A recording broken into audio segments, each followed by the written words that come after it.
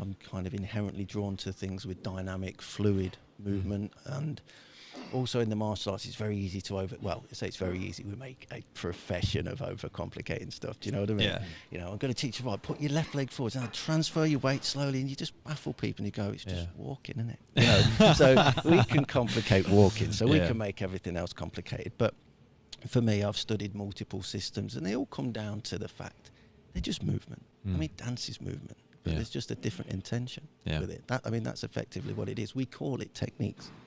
But if we start with techniques, and the lesson for me was with the Systema, we didn't teach techniques. We only ever taught and studied principles. And what I found, it was an accelerated learning and teaching curve. So, you know, movements, by categorizing things as techniques, yes, it can make it easier to teach, but that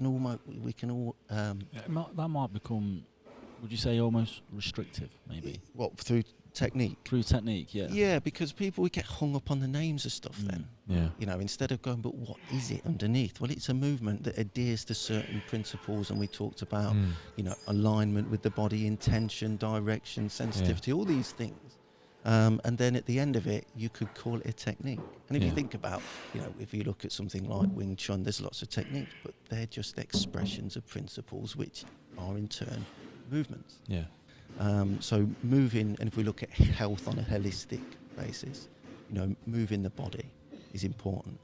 Then if we look at the mind and the spirit's a bit, you know, what is that? Some people struggle with it, yeah. Well, that's a subjective I think they thing. struggle because they try to apply a universal definition to it, and it's not universal. It's a very personal thing. Yeah, it's exactly very that. Personal thing. And if we look at, you know, martial arts, or how we use it, or just the interactions that we have within the studio or within our art and with our art, can help us move from a point of, you know, unhealth to health, unhappiness to happiness, from point A to point B in a physical altercation, you know, so it can help us move from where we are and help us to provide us with a structured system to help us move to where we want to be.